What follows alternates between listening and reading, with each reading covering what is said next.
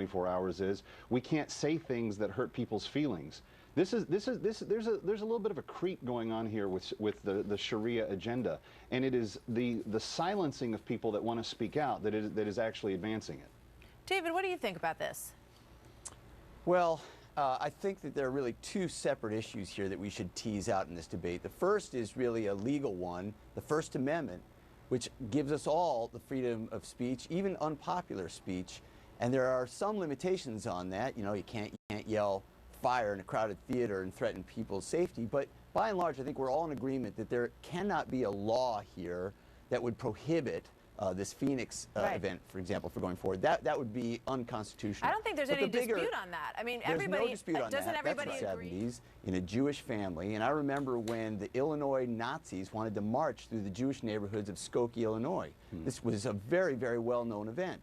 Now, the act was offensive, but the courts allowed the march to go forward. What was interesting was what happened afterwards. America sort of looked at that and said, well, that's not right to pick on a religious minority and to do something offensive. We just don't like it. It became sort of a cultural way of saying, we just don't think that's very American.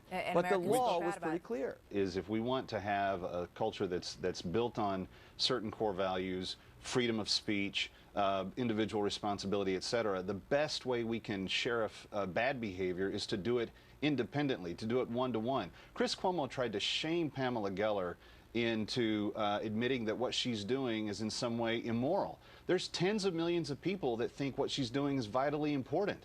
And so when you have, and they perceive the Sharia creep that's taking place in America as being something that challenges America in the character of what it is as a nation. This is an important thing to do. Here.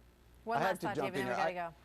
I don't think you're doing your side any favors by talking about a Sharia creep. That's just ridiculous. What I do think is going on is a healthy debate over the limits of First Amendment and free speech, and that's where we ought to keep it. That's the American way.